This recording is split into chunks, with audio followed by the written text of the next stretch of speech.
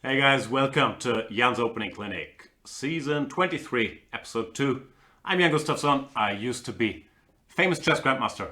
I'm still a chess grandmaster. The title is For Life, and this is the show where I do my very best to answer Chess24 Premium members' opening questions. So without further ado, let's jump into the topics. What we got? We do have Mr. David02. He's saying, "Hi, Sir Gustafsson. I like it. Can you give an overview on 1b3, especially 1e5 with white? Because I would like to add this to my repertoire as a surprising weapon. Best regards, David02." Yeah, I've dabbled with that idea once in a while. I could never really see the upside. Like people do this, Nakamura plays this every now and then, especially in Rapid and Blitz. Jobava plays this regularly, but okay, he has his own approach, of course. Well, through my boring engine-inspired eyes, I could never really see what we're hoping for after 1e5. So let's get into it. b3, e5, bishop to b2, knight to c6 is what 98% of people do here. I guess d6 is legal, but that shouldn't be too big a concern. You can play c4, you can even play the immediate d4 and get sort of a game. So knight to c6 is what they do. White plays e3, normally intending to put this bishop on b5 to put more pressure on the e5 pawn. Now black is at a bit of a crossroads, and as far as I can tell, most options are fine here. By far the most popular nowadays is knight to f6, when white typically goes bishop to b5. If you were to play knight f3 here, I think black's just fine after e4. So usually white goes bishop to b5, and the trendy move here used to be bishop to d6, which I still think is very, very playable. Just, defending the pawn, intending short castles, rook to e8, and then having a look around. White normally tries to be cute here, play knight to a3, intending knight to c4. When black has a choice to make, there's many playable moves. Knight to a5 is possible, e4 is possible. I've always been a fan of now playing bishop back to e7. The point being that this knight would be hanging if white took on c6, followed by taking on e5. And after knight to c4, both pawn to e4 and pawn to d6 seemed fine to me. So I could never really get this knight to a3 to work. I would probably, if I had to play this as white, go for knight to e2, intending some short castles, take on c6, and then either f4 or knight to g3. But the computer is not very concerned about these positions either. Something like castles, a6, takes, d3. This would be my choice with white. And yeah, it does look like a playable position. But compensate, black's fine as well. An alternative after knight f6, bishop b5 is to push the pawn to e4 directly. I think that's what Shankland did maybe against Nakamura. And did he win that game? No, I think he got a great position and Nakamura managed to hold a draw.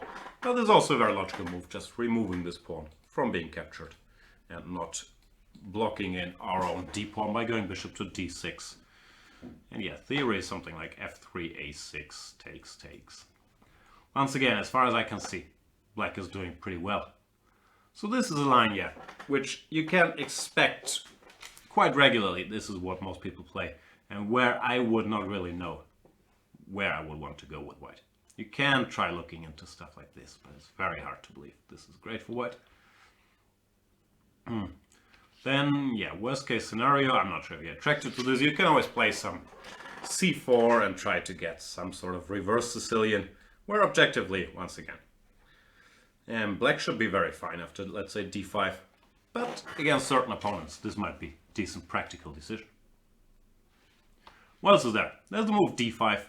I once played this and lost to my friend Paco Vallejo. He played bishop b5, I went bishop d6, and I was expecting f4 here, which looks like the most principal move, trying to free this diagonal. But then after f6, I think black is fine. As far as I can tell, no tricks really work here for white. Black has a decent position. So what Paco did instead is he went knight to f3, and I made a mistake. I went bishop to g4. After which, well, Black's position is not horrible, but you have to give up the bishop for the knight, and that wasn't ideal. What I missed is that after queen e7, which is logical, defending this pawn, I thought pawn to d4, pawn to e4, and knight to e5 would be unpleasant, targeting this guy and preparing c4. And what I miss is that in this position, Black does have the tactical shot. Queen to g5, which is a bit counterintuitive because we had just moved the queen to e7. But chess is a concrete game. Whatever works. Knight takes c6, queen g2 works for Black. So white can't do that. And I think there was a recent game maybe. Short Howl, where king f1 was played after knight g7.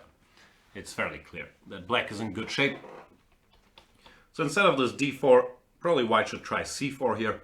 Which leads to a strange position. Black takes dc, bc, knight to f6. And once again, as far as I can tell, Black is doing okay here. But no one's been really entering these lines for Black for a while. So they are a bit out of fashion. And I guess you would not face them too regularly. But I don't see what's wrong with those either, to be honest. Last, and I don't really think least, g6 also looks like a decent move here. White goes f4, then Black just plays bishop g7, knight f3, d6, follows it up with knight to e7, short castles, and is in pretty good shape.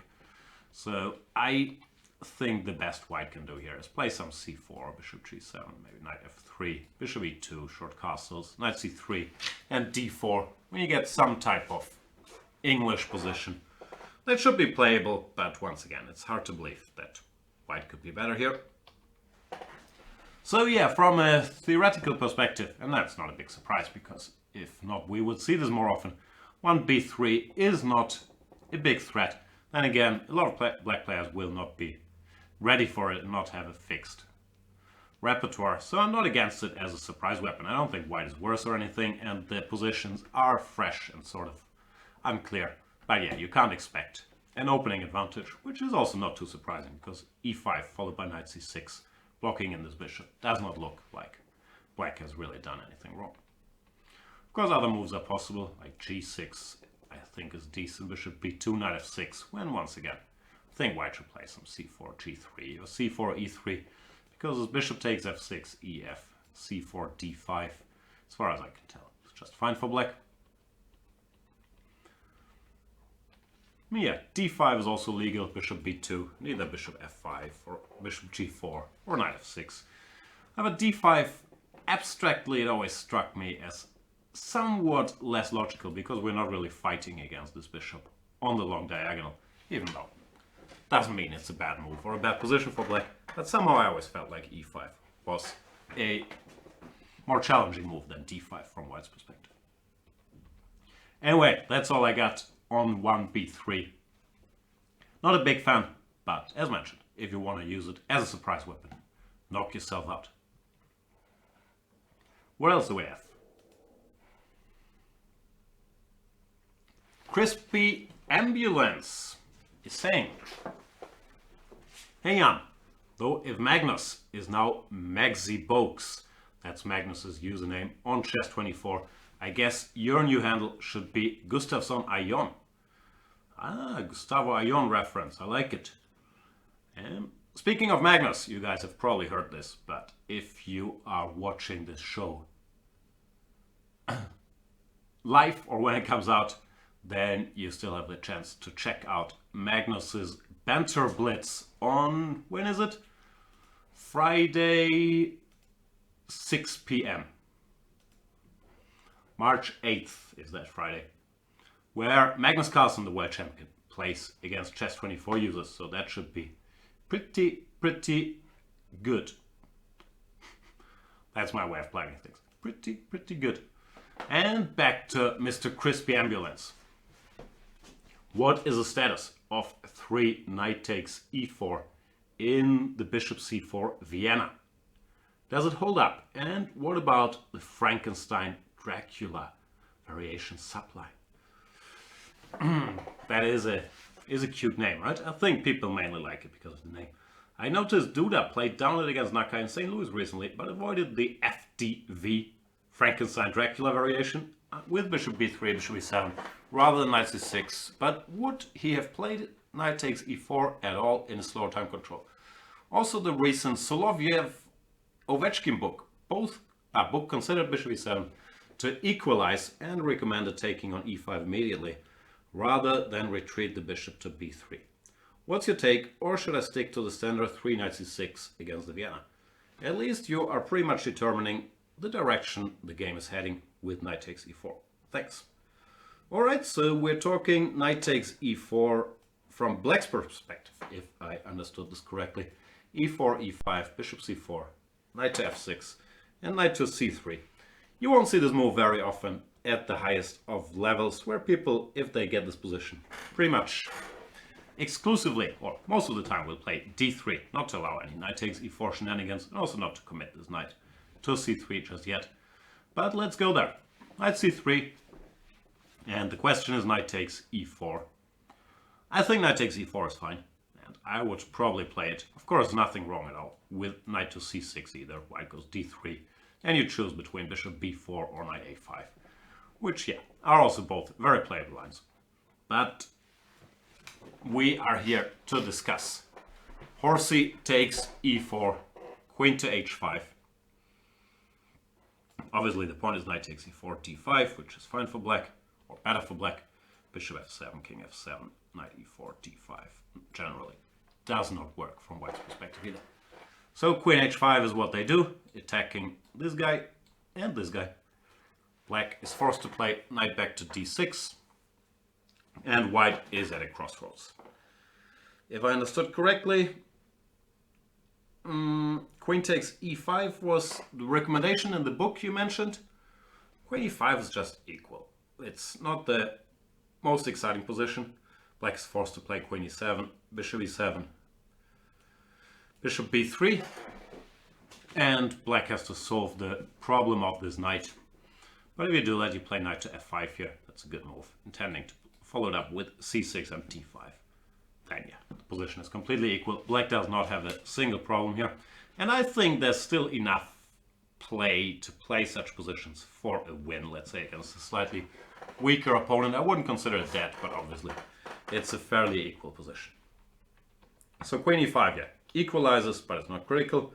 The more exciting stuff is bishop to b3. And here the eternal question is, should black enter the what's called Frankenstein-Dracula variation with knight c6, or should he be somewhat more humble with bishop e7? And I'm afraid the correct answer, or the objectively correct answer, is be humble, play bishop e7. This is fine. But knight c6, of course, not only has a cool name, also leads to funny positions, so there is always a lot of interest in it. Computers don't like it. The line goes something like this. Queen d5, insisting on this queen f7 checkmate idea. Seems like queen e7 is the best move. Queen f6 has also been analyzed in the past, but seems like queen e7 is better. And we sacrifice a whole rook and then hope to develop an initiative with speedy development. Develop with development. Good stuff, Jan. Yeah, computers say it's not quite enough compensation. Like there's many move orders that lead to similar positions. Let's say here, takes. Knight to e2. Pawn to f4 looks logical. Restricting this knight. Short castles, bishop g7. And yeah, my engine likes white. I probably would not go for this with black either. It's just too risky if you don't manage to break through. You will just lose because of lack of material. Then again, the position is not obviously bad to me, and black does have some play, like f3 is looming and whatnot. But it does seem like it's not quite enough. I have to admit I haven't really spent hours analyzing this position, but I don't trust it from black's point of view. Still, if you want to spend hours analyzing this and you think you can make this work, or at least ask some tricky questions, knock yourself out. Objectively, I don't think that's good or necessary. That's the thing. After bishop to e7, black is just completely fine. So there is really no reason to spend too much time worrying about this. Now, yeah, white has two moves. Queen takes e5 is one of them. Well, black obviously just castles.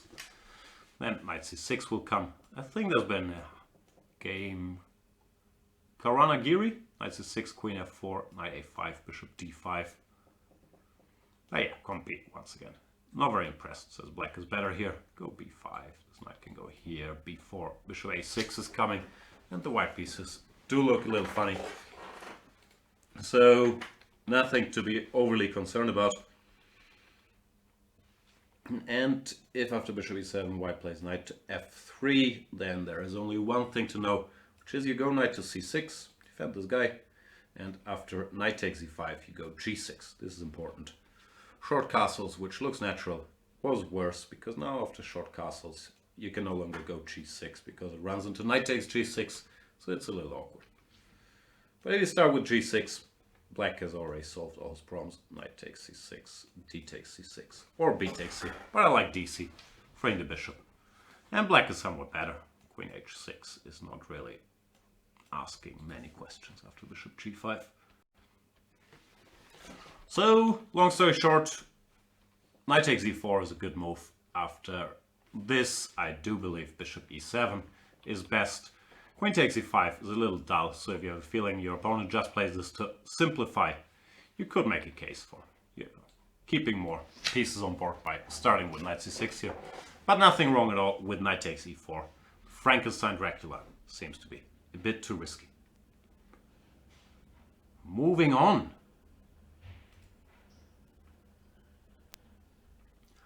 AfuroZamurai is saying, hello Jan, I have a question regarding the King's Indian with knight b to d7. After something like d4, g6, c4, bishop g7, knight c3, d6, e4, e5, knight f3, knight d7. Is it playable? How should black proceed? Is taking on d4 mandatory? And if yes, what is black's plan? On this note, is it better to play knight e7 instead of knight gf6? Thanks. This is a question I get pretty much every opening clinic, usually once or twice, and I'm always stunned that this question is so much on people's mind, but it constantly comes up. Can I play the King's Indian with knight d7? I'm running out of things to say a little bit because I think it's bad, and I still think it's bad, and I don't think my opinion will change on it anytime soon, mainly because it's bad. I mean, look at the position. You're not putting a lot of pressure on the white center. And yeah, let's say I play bishop e2. This is knight to e7. And I understand the idea. If white goes d5, we go f5, and we have a, well, eventually, and we have a dream King's Indian where we didn't have to spend time having to move this guy out of the way. The problem is white won't go f5. And white has a choice here. As far as I know, h4 is a good move, asking a lot of questions, just intending to push this pawn up the board. I could never really find equality here for black. But also if white castles, let's say castles rook to e1, it's not like black is lighting the board on fire here. e4 here just always worse in the structure. After knight takes d4, let's say knight to c6, bishop e3. It's not going to be much fun. And if you don't go ed4, f5 with there being tension in the center, normally it does not really work either. ef, gf, whatever, c5 already should be a disaster for black. So yeah, I'm not a big fan of these knight e7 lines. Of course, you will occasionally see strong players play this as a surprise weapon, which is normally the line of reasoning I get then. But I saw Caruana play once, so who are you to tell me it's not great? Yeah, can only give my opinion. I would, if I had to play this position, I would go for knight f6, then h4 stuff doesn't work, so typically white castles, and here it chooses one of bishop e3, queen c2, or rook to e1. I think white is better after all of them, because knight bd7, yeah, does not put a lot of pressure on the center. Knight would be better off on a6, at least allowing the bishop to be developed, and especially in these bishop e3 lines, black plays c6 typically. Both pawn to d5 and queen to c2 here. I do like for white. Rook e1, not a bad move either. So, yeah, what can I say? Not a big fan.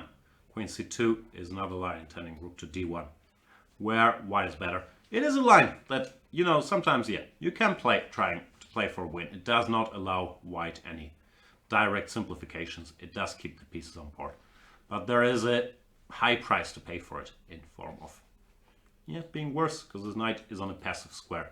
It does not help put any pressure on the center. And it also doesn't help you to get the typical King's Indian position with a closed center, where you start a race on the king side, trying to checkmate the white king. Because white, due to the lack of pressure on the center, is not obliged to close the center at all. So no, still not a fan of knight d7 setups in the King's Indian. Play the normal King's Indian, it's much better. That was this season's knight to d7 question. Let's move on. Nilsro is saying, hello Jan, glad to see you're back to opening length. Thanks for that. Thank you. I have a question on the Sämisch King's Indian. Let's say e.g. d4 knight f6, c4 g6, f3 bishop g7, e4 d6, knight c3 castles, bishop e3. Let's say, why is c5 the main move instead of e5? Is there a concrete refutation, i.e. what would you advise white to play against 6 e5 in the system? Thanks in advance, Nilsro. Yeah, I'm not sure if we can call it refutation, but I do think, let me put it on the board, that practice has kind of established at this point that e5 systems don't really work that well against the Sämisch. So let's do it by this move order. Bishop e3. So yeah, most high-level discussions are based around c5 here. You might see the occasional c6, a6 or offbeat line. Yeah, I'm not 100% sure. I do believe that after e5, the main reason white went out of fashion is that white plays knight ge2 here. Once again, keeping the tension in the center, a theme we saw in the last question as well, which makes it sort of harder for black to establish counterplay. I think white is also supposed to be a bit better after pawn to d5, but here these lines with knight to h5 are somewhat less clear-cut. So, as far as I know, the reason this went out of fashion is these lines after knight g2. Black typically plays knight bd7, because knight c6 is just not a great version of a King's Indian. White is very ready with his pawn chain already in place for this race on both flanks. So they typically play knight b7 here, when at least white doesn't have the optimal setup we saw last with knight f3 and bishop to e2. But still, practice has shown white to be better. Queen to d2. And if black plays c6 here or on the last move. Now white typically goes d5, c takes d, c takes d, a6. I think normally you get this position nowadays if black plays e5. And after a6, they go g4, grabbing space on the king side, meeting h5 with g5. And this position has produced tremendous results for white. Knight c1 is a nice little move, preparing bishop e2, trying to go over here. So, yeah, not great. Computers also really like it for white. I believe that's why this line fell out of fashion. Of course, you can always try something in these positions like a6 instead of c6, I believe has been seen now and then. But a6 also is a bit of a concession should white choose this plan to now play on the queen side with d5. We've kind of weakened our construction there a little bit, and computers really dislike this from black's point of view as well, which doesn't mean it's unplayable. But before I go into two main lines here, generally the setup with pawn on f3 is a very good setup for all these structures where black tries to checkmate us, because in the knight f3 bishop e2 lines, very often white is to go, let's say, knight to e1 and then meet f5 with f3 and lose time. Well, here white already has a good structure for these positions, and the white structure is less well equipped to meet c5, which is why I believe c5 is nowadays the main move. It's been established that takes knight c6 is fine for black. Oh, sorry, I think they take on d8 first and then go knight c6. So typically white players play knight ge2 in this position as well, or d5, but after d5, e6, you get It's a Benoni, but a decent version of a Benoni, where white is committed to having the bishop on e3 and the pawn on f3. So more often than not, people play knight e2, and we get these very complicated lines that are being discussed at the high level nowadays. Where I have to say I'm not really an expert or into details, but they are a mess, which is normally what black players want out of their kings Indians. Well, in the e5 lines, as far as I can tell, black has been suffering. This might change, and I can't say I'm a big specialist here, but I did not really like the e5 positions from black's point of view, so I fully understand they're out of fashion. Hope that helped. Let's take another question. Wow, this looks like a long question. By Mr. Galactic. Galactic is saying, "Hi Jan, I have a question for black about the Bogo-Indian. d4, e6, c4, knight f6, knight f3, bishop b4, knight b2 castles, a3, bishop e7, e4, d5, bishop d3, de, knight e4, and so on and so forth. c5 castles diagram. In his video series, Niklas Huschenbeet recommends f5 and says that bishop c2 is not great because of cd, knight d4, bishop f6, and after knight b5, black's fine. But he actually does mention that bishop e3 is possible for white, and so on and so forth. What do you think? Is it either A or B, a good line in your opinion, or should I find an alternative to 13 f4 or even earlier? Best regards." Alright, let's put it on the board. This I know something about because I used to play this with white. Bishop b4, knight b2, short castles, a3, bishop e7, e4, d5. So far it's mainstream theory. The main move in these positions is e5, knight fd7. And now white chooses between b4, cd, ed, b4, bishop d3, and so on and so forth. Now bishop d3, a bit of a sideline, which is not very scary, but you have to know what you're doing. First of all, if I understood correctly, Niklas gives takes, bishop e4, c5, and now short castles. I'm not sure why you would play this move order with black. My point is, white could play dc5 here. Queen d1, king d1, bishop c5, and this is a position that I used to play. And here after b4, black is fine. You have to take the pawn on f2, and white has some compensation for the pawn, but it's not really something to be afraid of. So the reason I'm mentioning this is that after bishop to d3, c5, people that play bishop d3 on move 7, they will play d takes c5 here. That's the idea. I guess e5, knight fd7 transposes to your repertoire. This transposes to e5 lines, but you're not going to get that from someone. Let's start with bishop d3. So they will take, and now you can take, and you get the same position, but you've avoided all the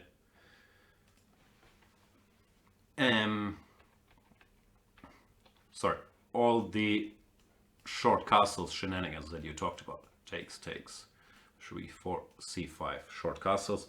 So if you start with c5, you pretty much eliminate this short castles option and force white to play this position, which, as mentioned, is nothing special.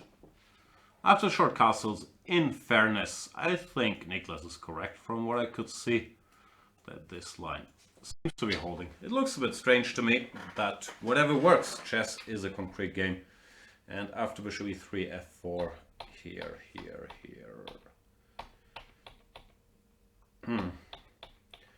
This endgame seems to be fine for black. I kind of agree, it looks scary. 3 passed pawns, 4 for the piece. But first of all, we could take the pawn, at 3 for the piece. But my computer also said that after knight c6, black is in excellent shape. And I do believe that Compy is right about this, because these passed pawns, they're a very long way from asking questions. And there will still be a phase where the heavy pieces play. And black just has more pieces, this knight being able to get into this square. So I do think this endgame is actually probably better for black. And if anybody's fighting for equality, it is white, which probably should achieve equality. There won't be so many pawns left. I don't think white can be better here, because he doesn't have any realistic option to push these pawns up the board. Let's say b5 here, knight jumps to d4, and black's counterplay will be very, very. So probably white should try to limit the danger here with something like b takes a5. Play for a draw, but only black can be better. So yeah, I don't think Niklas's lines are incorrect, but practically speaking, I don't understand why we would give white these extra options. I haven't checked this position much. Maybe bishop e3 or d5 or whatnot are also options. Well, with c5, I promise white will play d takes c5, and you get the same position where you forced white to take on c5 early. I hope that makes sense, because c5 short castles now does not really seem like an option, because you can take this pawn. Alright, Mr. Galactic, I hope that helped. But yeah, you can also stick to the lines you mentioned. I think that endgame is very fine for black. Do we have more questions? Smashinglad is saying, "Hi Jan, thank you very much for your recommendation of the following setup against the King's Indian attack. Knight f3 and so on. 16, queen d2, rook a b8. I've played it a lot online with really good results. You get the positions a lot and they are fun to play, even if it's a bit scary to invite white to come at your king while you munch your queenside pawns up the board. Alas, in a recent foray into over the board chess, I got the setup 3 times and got soundly smashed up 3 times. Sorry to hear that, after opponents patiently built up an attack and then crunched through at around move 30. Now I'm prepared to accept that I probably didn't play very much like Stockfish and did some silly things with my pieces. But now I read in Game Changer that AlphaZero judges these positions to be far more favorable for white than the traditional engines. So I guess my question is Stockfish wrong about this stuff? Should we all be playing the King's Indian attack and other slow kingside attack build-up systems? Thanks a lot in advance for your thoughts. Smashinglad." Lot of stuff in there. Oops, this is still the position from the last question. So let's get to Smashinglad's setup so we know what we're talking about. It's these lines from a recent video series I did. Before I get into the discussion of the general line, one small point. The line that Smashinglad mentioned starts with b5, e5, knight d7, knight to f1. If you want to be cunning here, actually let me put on the board first so we understand. This is the position which we're discussing. This maneuver: rook fc8, queen d8, h5, h6, and so on and so forth. Queen d2, rook ab8. If you are afraid of this position, then you can on move 8 start with queen c7, which I think I also mentioned in the video series. The point being that after e5, knight d7, this pawn is under attack, so white can't as simply play the setup we just saw, and he would have to spend another tempo on queen to e2, which is somewhat suboptimal in these lines we're about to see, because the queen already committed to the e2. There are some downsides or alternatives that white could try here, like queen e2, b5, a4, I believe is what Kiri played, and queen e2, b5, knight f1 directly, and so on. But none of these lines lead to these slow attacking positions. So, small thing, if you think the line that we're about to discuss is too scary move by move, you can always go for this queen c7 line as well without having to learn a new complex.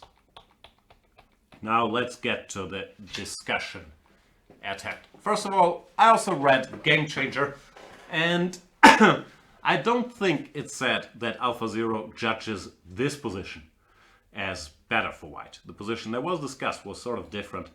The pawn was on d4 and on c3, where white had a lot more control over the center and more stability there.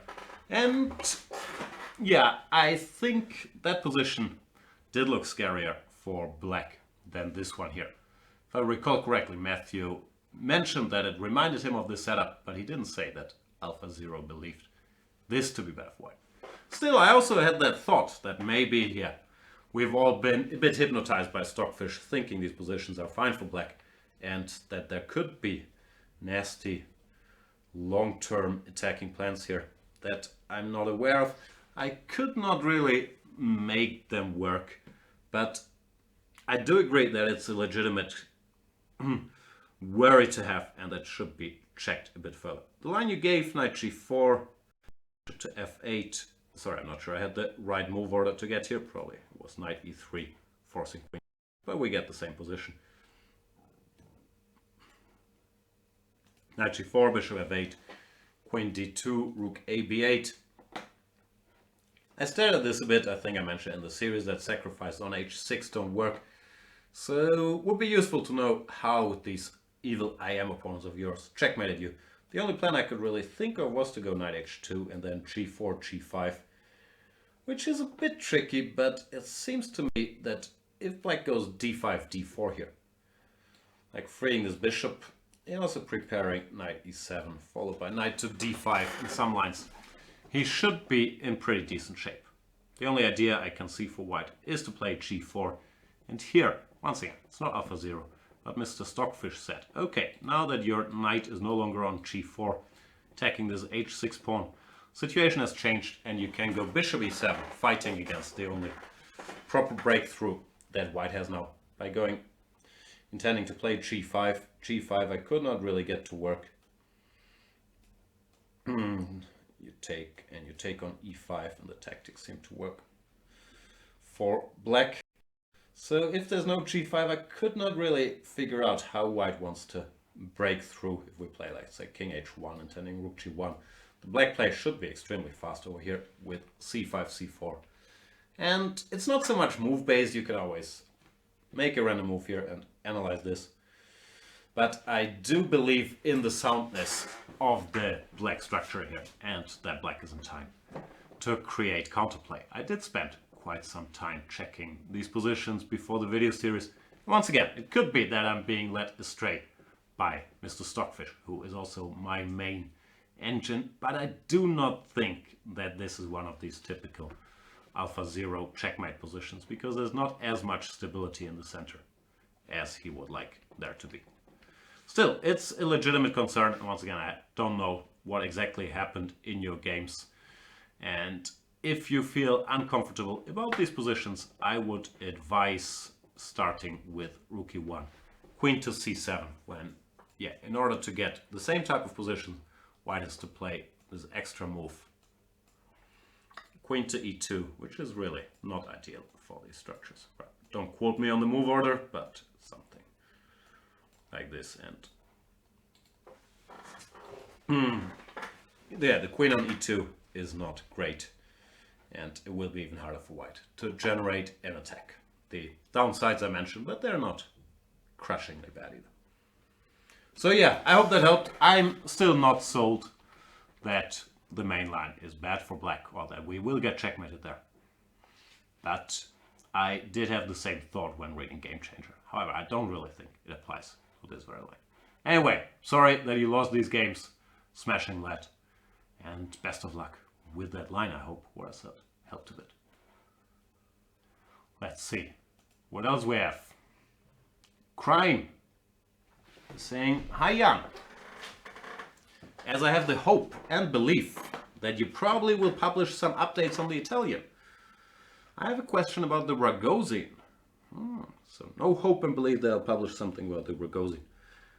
What's your opinion about the variation d4, d5, c4, e6, knight c3, bishop b4, knight f3, knight f6, queen a4, knight to c6, e3, castles, queen c2, rook e8, bishop d2, bishop f8? Is that equal?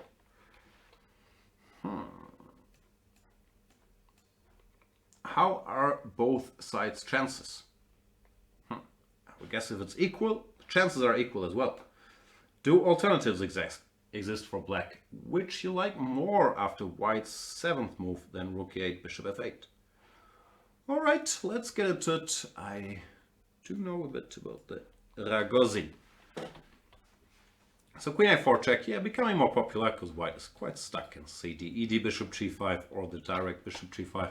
knight c6, e3, short castles, queen c2. And yeah, let's first address the line that Crime mentioned, rook e8, bishop d2, bishop to f8. I'm not the biggest fan of this bishop f8 move. The thing is, after a3, which people normally play just to cover that square and keep options open, Black wants to follow up with e6, e5, and it more or less by force leads to this pretty sharp position. Takes, queen h4, which just looks too dangerous for Black to me. I haven't analyzed it in great depth. Let's assume rook to g1. But I wouldn't like it. This bishop is powerful. The rook is staring down my king. The f-pawn can come. The other bishop can go to d3 or c4. So this position scares me. It might be possible to hold this. I'm not saying that Black is lost here or anything, but I wouldn't go for this.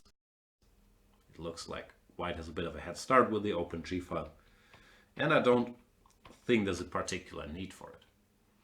So the main plan in this position, instead of bishop to f8, as far as I know, is to play a6, followed by bishop d6 or bishop d6 directly. Normally they transpose into each other. Bishop d6. White typically plays these h3 and a3 moves. And here, as far as I can see, Black is doing fine. The point about putting the bishop on d6 is that we want to prepare d takes c4 followed by e5 once White moves this bishop especially.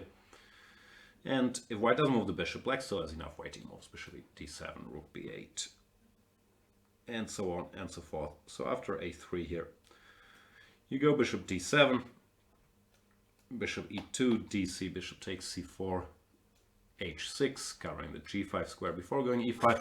This is a recent game, Rajabov against Vidit, where Rajabov played this very sharp g4. Won a very nice game. So maybe that setup scared some people off the Black position. But Heartless Computer says instead of Vidit's e5, which was very risky, this bishop, the Black is actually better if he just goes b5 here. Let's say bishop to d3, queen to e7, and the White attack doesn't really work. Black will distract him with pawn to b4 or e5 at the right moment. Similar things can be said about bishop a2, running it to b4. And yeah, the line doesn't really work for White, so if White plays something slower, let's say castles, then Black can do his thing, e5, queen e7, rook c8, rook b8, with a roughly equal position. So I believe that's a fine setup. Now the point is that here, if White goes c5 here, then bishop f8 followed by e5, gains in strength because there's no longer pressure on the d5 pawn. That's a good setup. If you don't like that, then I have one more alternative. It's the move b6 here. Looks a bit strange, I'll admit, but the plan is to play a5 followed by bishop a6 in many lines, or bishop a6 directly. And I think Grisha played it first. It leads to very different positions than your typical Ragozin, but I also could not really find what's wrong with it. Here's the main choice. Now a5. Black, once again, in fairly decent shape as far as I could see. So, yeah, those are my thoughts. I don't like your rook e8, bishop f8 line that much. I do like rook e8, followed by a6 and bishop d6. And I do like 7b6 as well as a goofier alternative. Hope that helped, Mr. Crime. Alright, let's take one more question for today, and then call it a day. What do we have? Oh, we have Grandmaster Passion. Let's see what Passion is up to. Hi Jan, I am now a chess coach rather than a player. So my question is from a slightly different perspective. Okay, I want to create two complete white and black repertoires that suit a wide range of players, from club player to Grandmaster. Here is the first thing that comes to mind. White, 1 e4 main lines, open Sicilian, Spanish, 3 knight c3, French, short Caro-Kann. 1 d4 main lines, Catalan approach except against Slav, 4 knight c3, and Queen's Gambit accepted, 3 e4. Right? Black, Knight of Berlin versus 1 e4. Grunfeld, Slav versus 1 d4. Slav, symmetrical English versus 1c4, 1 knight f3. I'm guessing the Slav repertoire is part against 1c4, knight f3 is part of the Slav repertoire, not of the Grunfeld repertoire. Obviously, we know these openings are objectively good main lines, but do you see amateur players having any problems grasping these lines? i.e., are they too difficult for their level? Also, from your perspective as a strong GM and opening theoretician, what practical reservations do you think GMs, IMs have with these recommendations? E.g., not enough time to learn, understand it? Is this line too drawish? This is too risky? And do you feel these concerns are justified in your experience as a second and a player? Thanks for taking the time to answer my question. First of all, it sounds like a big project to create a complete repertoire or two complete repertoires for white and black.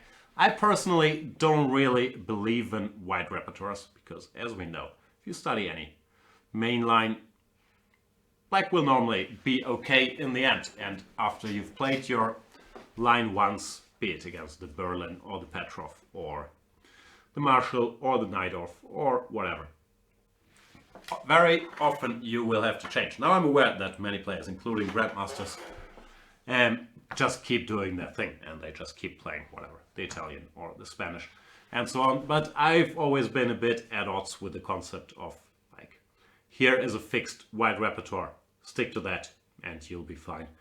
Which, yeah, could be my own biases and maybe it's possible. But my approach has always been, with black you can have more or less a fixed repertoire. Of course you will need some maintenance, but you can, yeah, make some tweaks to your repertoire.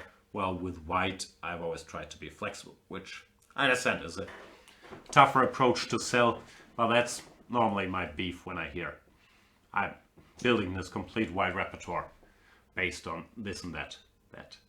It's very hard to stand the test of time for any white repertoire, no matter how sophisticated. Anyway, what are we talking about? Are these lines too difficult for amateur level?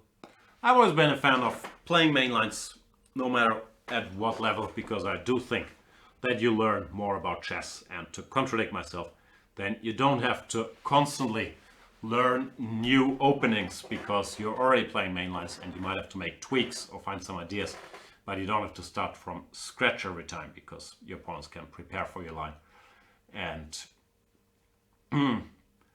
will choose to not go for those.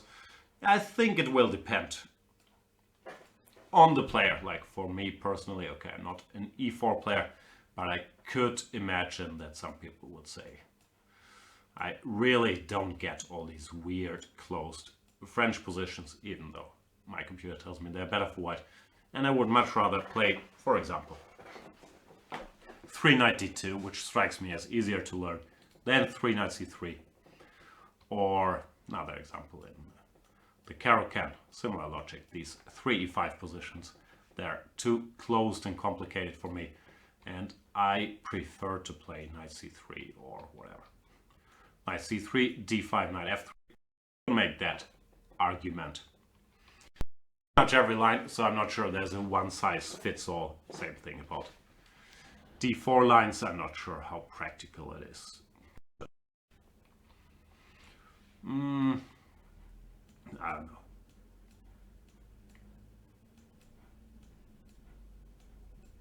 Build a wide repertoire around this because you have to learn so much. c4 followed by e6, e6 directly, a6, whatnot.